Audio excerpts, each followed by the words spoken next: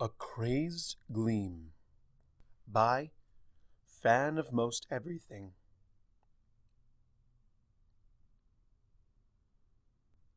Once again, Twilight Sparkle and Spike fell out of the time stream and onto the cutie map. This time, however, their fall was cushioned by a pile of rubber chicken ponies already lying on the map, one thick enough that they were buried in it. They burrowed their way out to behold a distressingly familiar chaotic landscape. The princesses in clown outfits and afros, and Discord, chasing them while astride a unicycle, all but laughing his tail off. Then it rained pies. Twilight gritted her teeth and pulled out the scroll.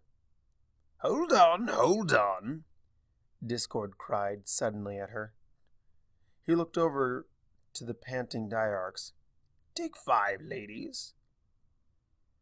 Celestia and Luna looked at one another, then galloped away. Don't take it personally, Twilight, said Discord. It's only been a few minutes, but they think we've been doing that for decades. Also, they don't know who you are. Twilight just gaped at Discord. Spike spoke up. Wait, you remember us? Twilight found her voice and swept a forehoof across the landscape. And you're allowing this? Discord gave them a look so flat, it briefly turned him two-dimensional. Allow me to run you through the past half hour or so of my life. The toys under him formed themselves into a chase lounge. There I was at home, building a better platypus, when I suddenly found myself dead. All the flesh vanished off of him, leaving his skeleton to say, As you might imagine, this came as something of a shock. I'm kinda surprised you had an opinion at the time, said Spike. Twilight nudged him with a wing, and he gave a desperate smile. No offense. Discord waved it off as he restored himself. Entirely understandable misconception. My body was dead, yes, but my awareness was still hanging around, sustained by the unpalpable but sufficient chaos of war. However, without a physical form, I couldn't do much more than exist and sulk. A few minutes later, I went from a ghost to a statue. He turned into a marble bust of himself and scowled. I'm still not sure which was worse. At least I got to look at the inside of a changeling hive instead of the palace statue garden.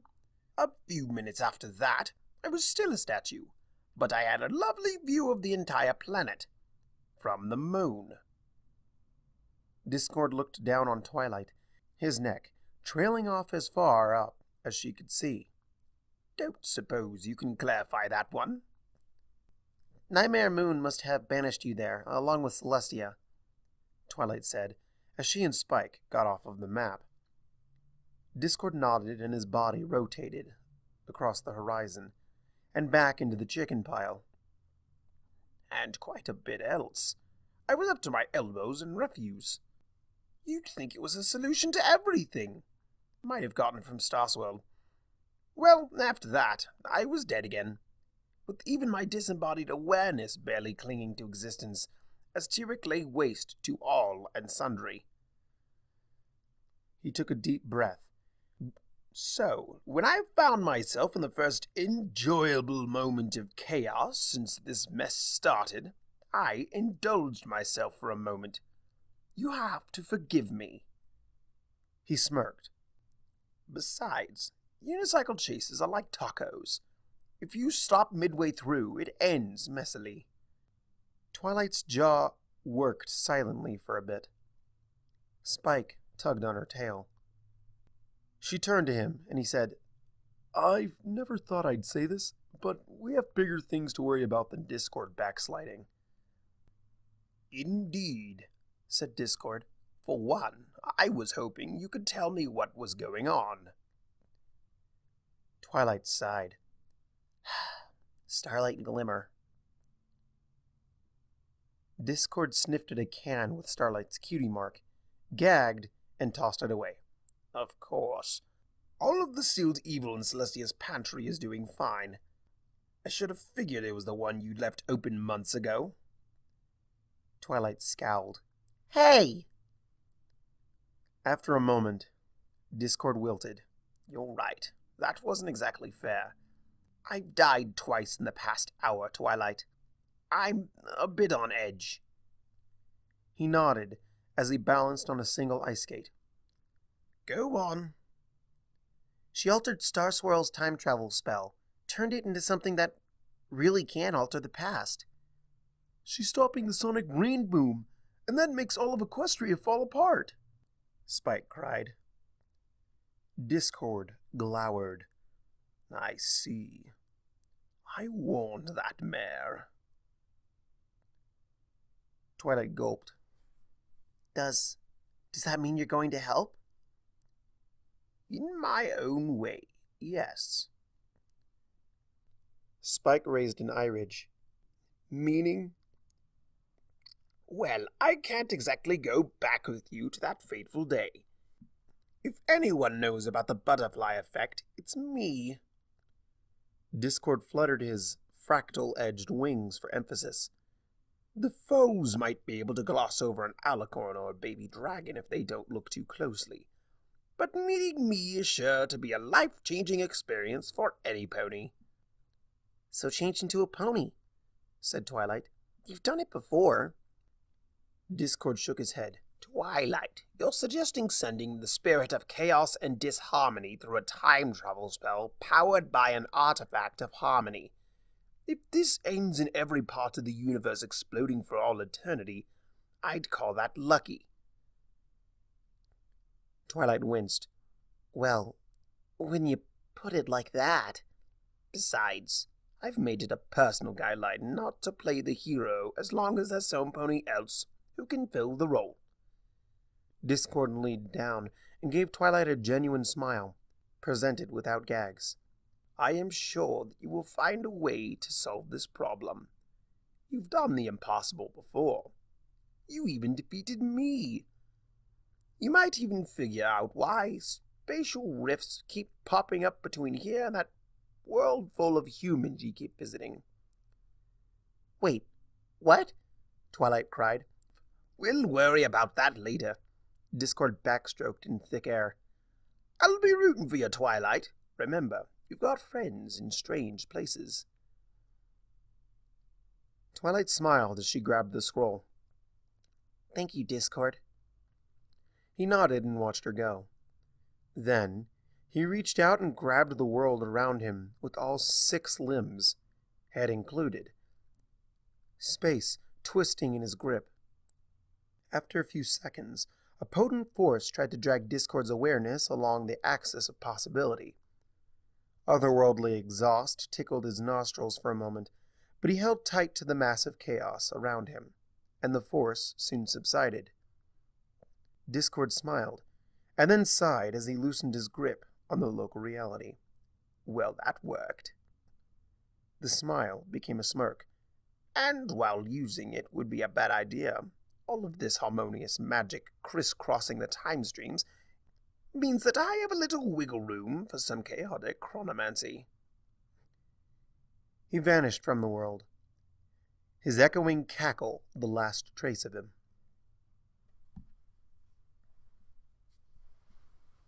Starlight snarled at Twilight as the mare who'd had everything handed to her spouted yet another empty platitude. Not every pony's lucky enough to get her cutie mark at the same time as her friends. Starlight grabbed the scroll, the time gate opening behind her to take her away from this place of awful memories. The world froze. The crowd cheering for Sunburst, the bird song, the ticking and the rush of wind from the time gate, all of it fell silent. The air felt stuffy and confining in its stillness.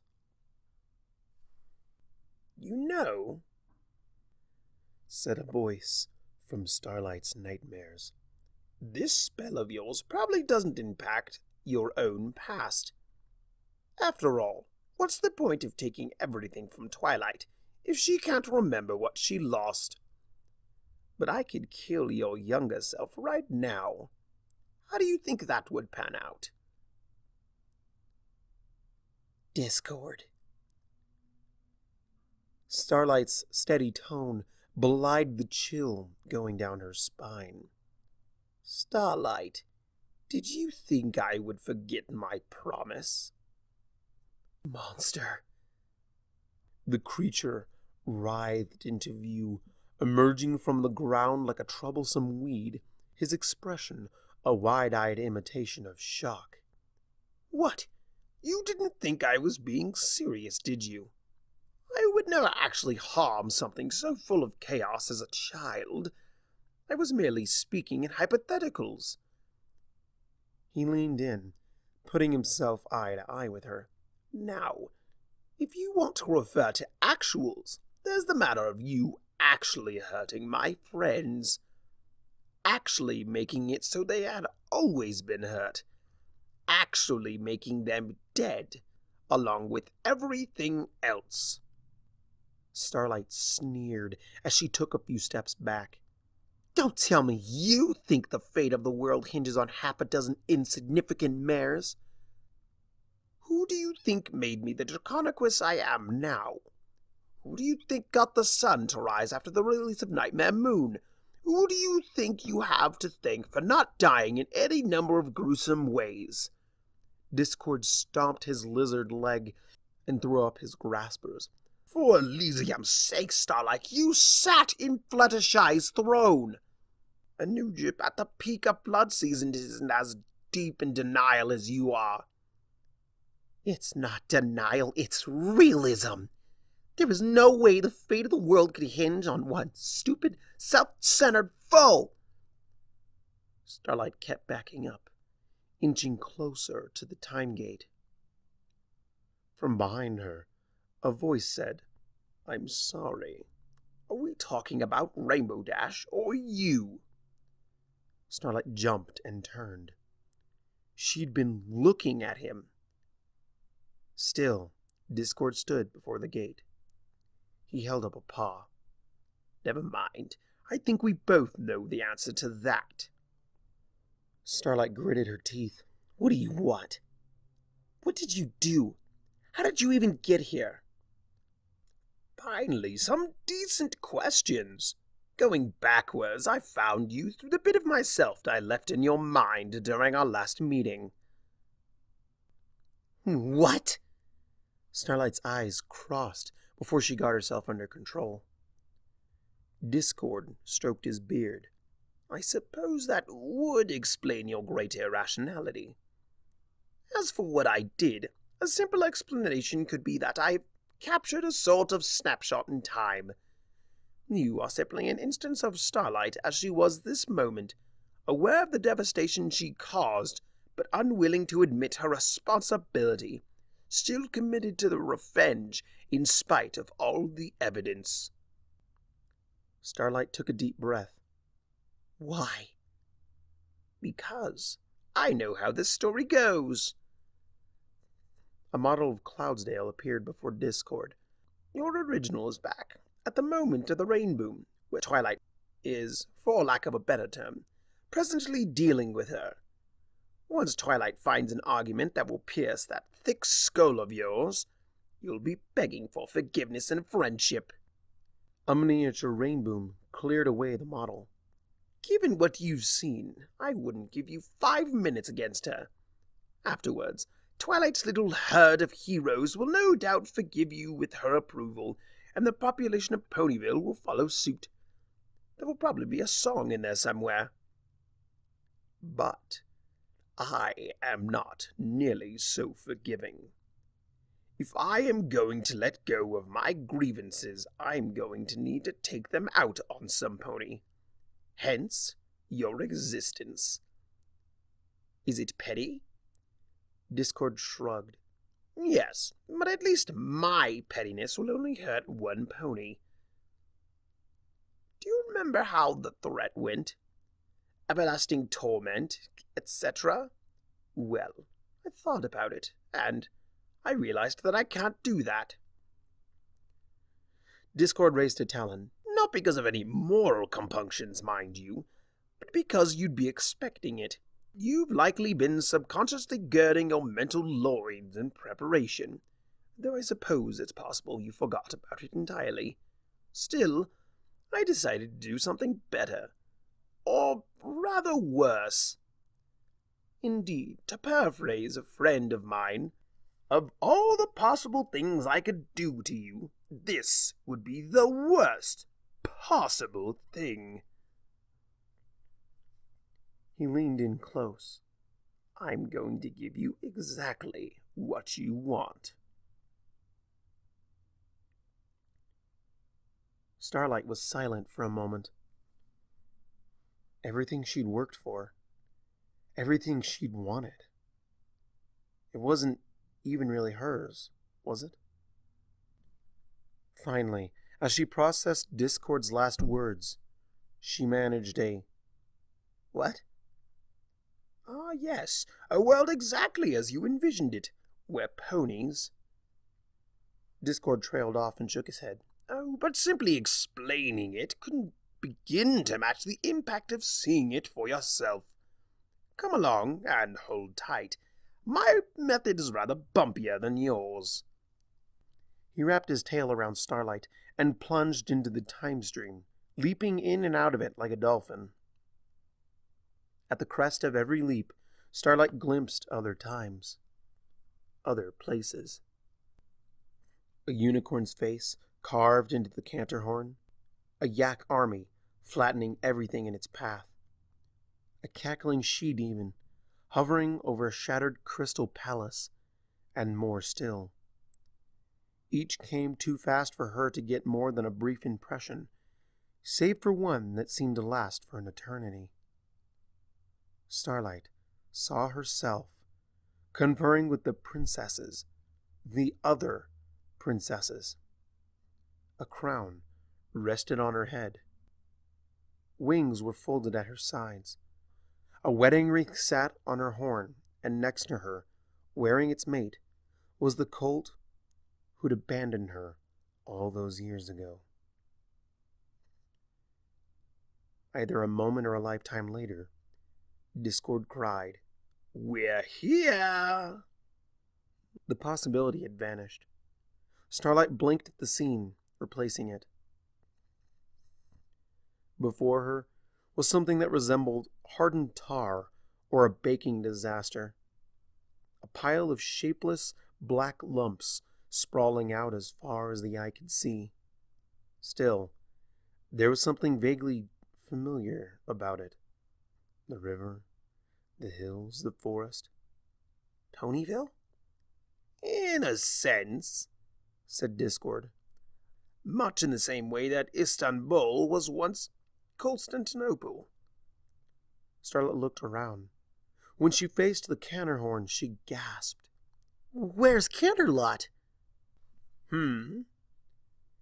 Discord followed her gaze to the ledge clinging to the mountain, much smaller than it should have been, and with no visible towers.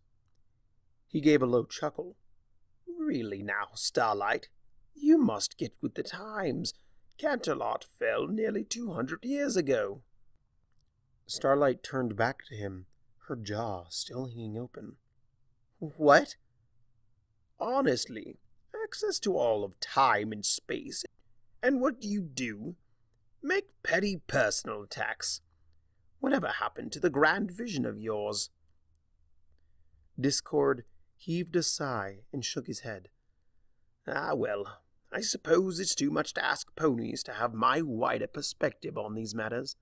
In any case, this is one of the timelines Twilight visited thanks to you. I just skipped ahead a bit while you were busy, gazing upon your works and despairing." "What? What could have done this?"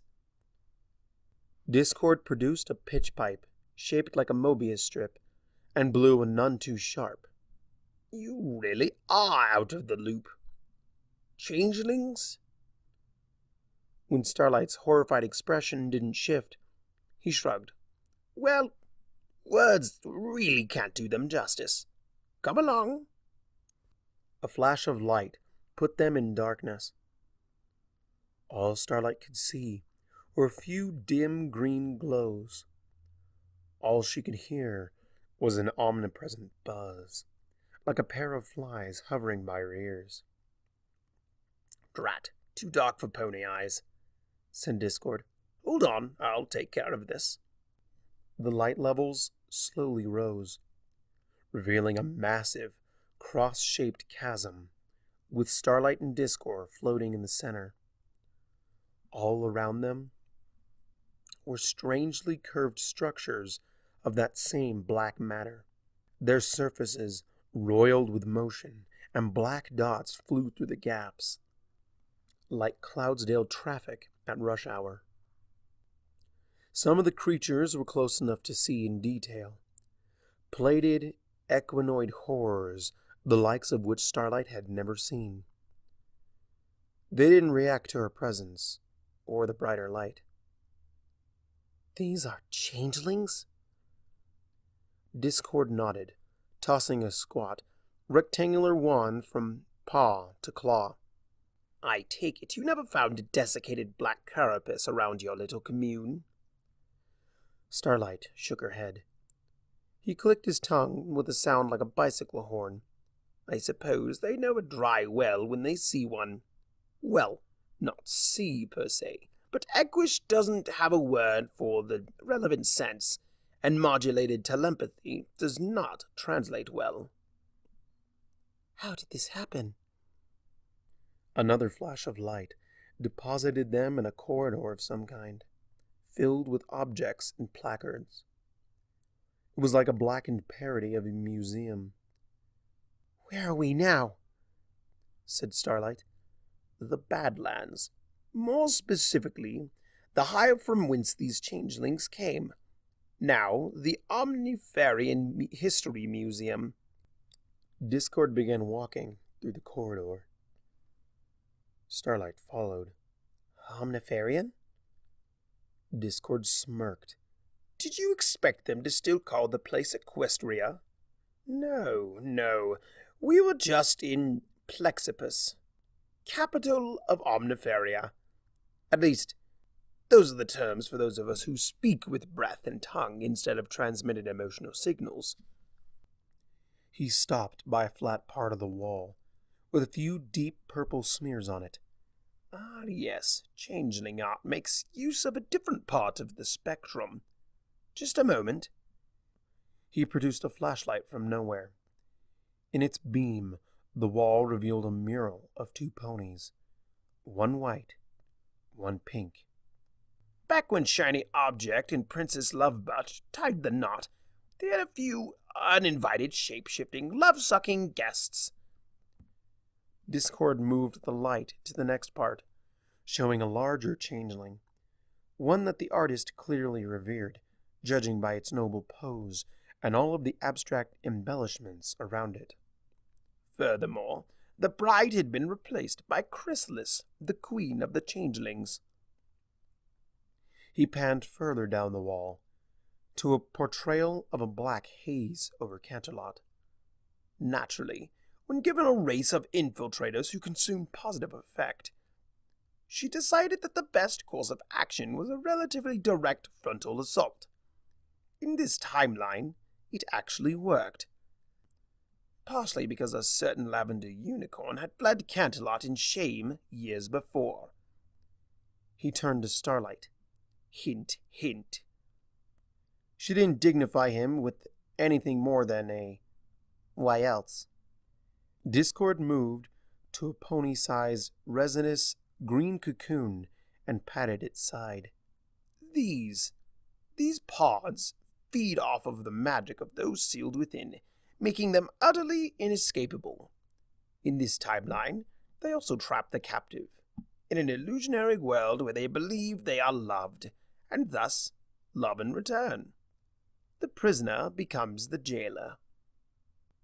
With Celestia and Luna insisted, Chrysalis had the sun and moon in her porous hooves.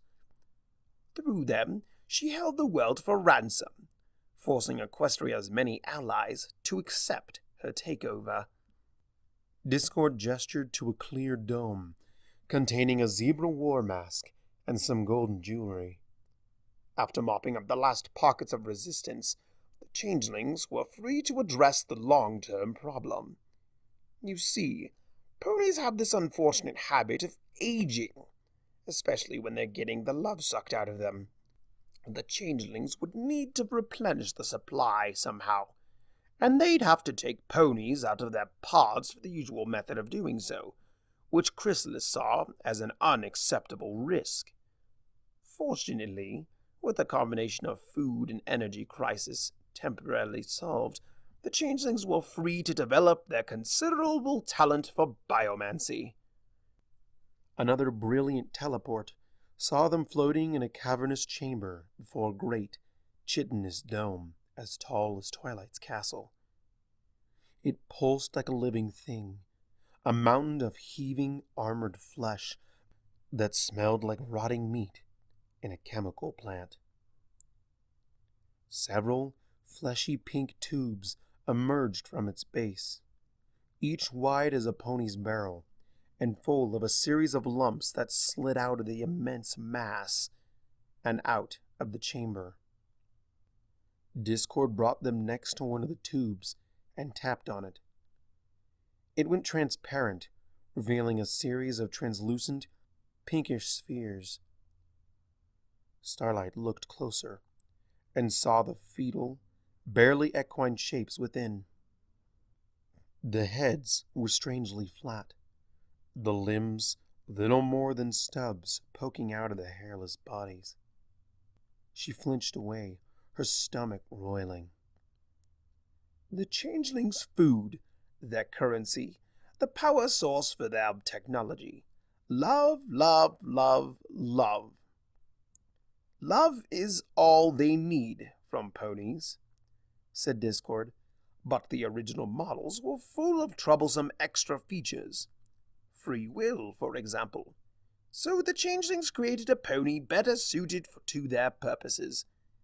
These creatures have just enough sentience to feel love, and are psychologically incapable of feeling anything else. Starlight swallowed against her building nausea. This is horrible. Discord blinked blankly. What do you mean? Every pony is happy. Every pony is a valuable contributor to society. On top of everything else, the genome of these creatures was derived from Princess Cadence, so every pony is an alicorn. That's a utopia and a half by most measures. This is equality, Starlight. True equality in every sense of the word. No matter how much distinctiveness you stripped from ponies, there were still some differences between them. Gender, tribe, coloration, personality, etc. Discord shook his head. For true equality, ponies can't be people. They have to be fungible goods, interchangeable parts, and in this world, that is precisely what they are. Thousands of them, churned out by changeling womb factories like this one every day. Even Celestia and Luna are no more. After decades of consuming their magic, their pods mutated into forms capable of sucking them dry, which they did. Another flash, and they hovered over the former site of Canterlot. The only thing there was a twisted black spire as tall as the castle it had replaced. Its base widened to buttress it, and embedded in the chitin were two much smaller ovoids, one pink, one blue. The pods are now integrated into the biological clock, an unaging living construct that automatically manages the sun and moon through its cathartic metronome. Of course, while leaving you here would make for some hilarious chaos. Ponies have actually been romanticized of late. If I did that, then every pony wouldn't be equal anymore. Discord grinned. It didn't stretch his face to impossible lengths. All it did was reveal teeth. But the mad look in his eye chilled Starlight to her core. This was chaos, wild and uncaring. Twilight Sparkle couldn't have defeated this. The only thing that could have defeated this creature would be it choosing to give up, and Starlight knew she'd never be able to convince it to do so. You, my dear, are going to need to fit in. Starlight hung there, paralyzed. Why run? There was no escape.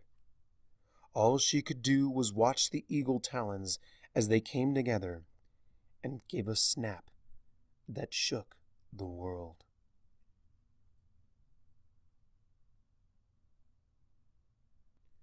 In what more and more ponies were actually calling Name-Pending Castle, Twilight and Starlight sat at the cutie map, all but surrounded by books on advanced magical theory. A groan and several eye-watering cracks interrupted their discourse and brought their gazes up to the oak root chandelier. There, Discord stretched a bit more before squinting one eye open. Oh, don't mind me. Just getting the kinks out now that we're all back where we're supposed to be. Discord. Try as she might, Twilight couldn't keep a small smile off her face. I thought you said you'd back me up. What were you doing in all that nonsense? Discord appeared between the two mares. Oh, this, that, the other. Mostly cleaning up after you. Removing your coffee table from timelines where it didn't belong. He looked down his muzzle at Starlight.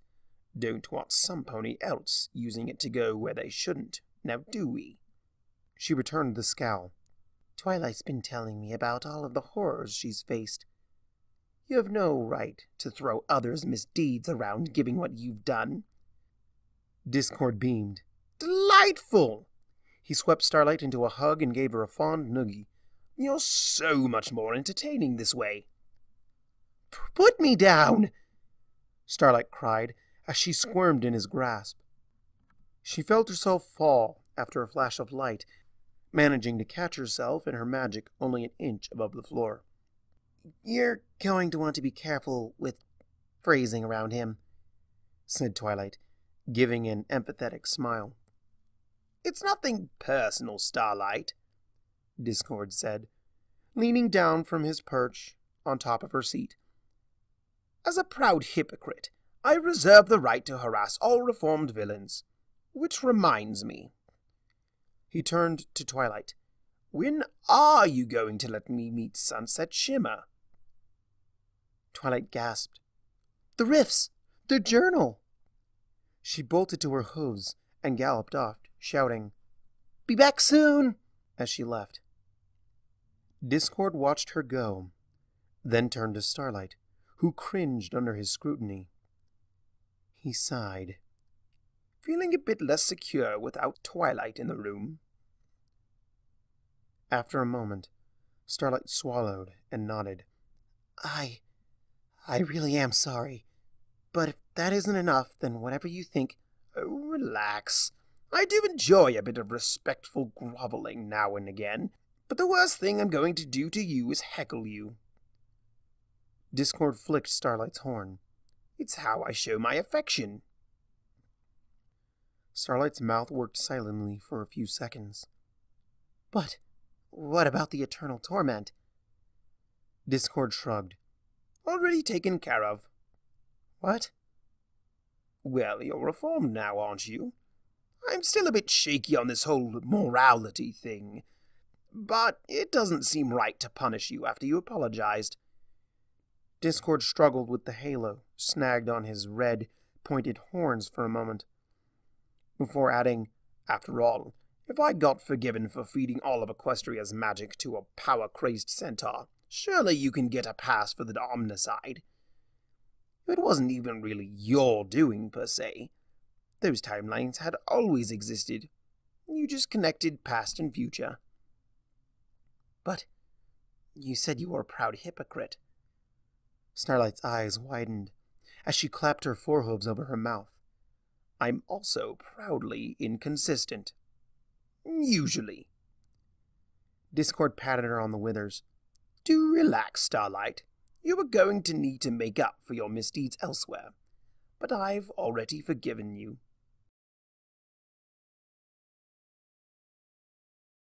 Womb Factory number 014's maintenance alcove was a fairly typical bit of changeling architecture.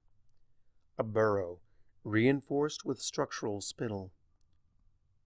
More of the excretion had been shaped into reasonably comfortable couches, where overseer occupational duty and trainee eager enthusiasm spent most of their work shifts. The system largely took care of itself, as able to sustain its homeostasis as any organism. Even minor issues were addressed by the factory's rudimentary intelligence. A piping psychic whistle of concern made eager enthusiasm's ears perk up. He moved to the color-shifting chromatophore display. Huh. That's odd, he broadcasted.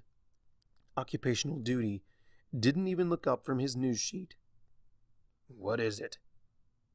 There's a bizarre fluctuation in a janitor's love output. Regular. Eager squinted and tapped the display a few times. The output didn't shift. Sinusoidal, even. It's like looking at an oscilloscope. Duty glanced at the screen. Amplitude? Less than a microcadence. The system only flagged it because it's never seen this kind of thing before. Duty shrugged and went back to his news sheet.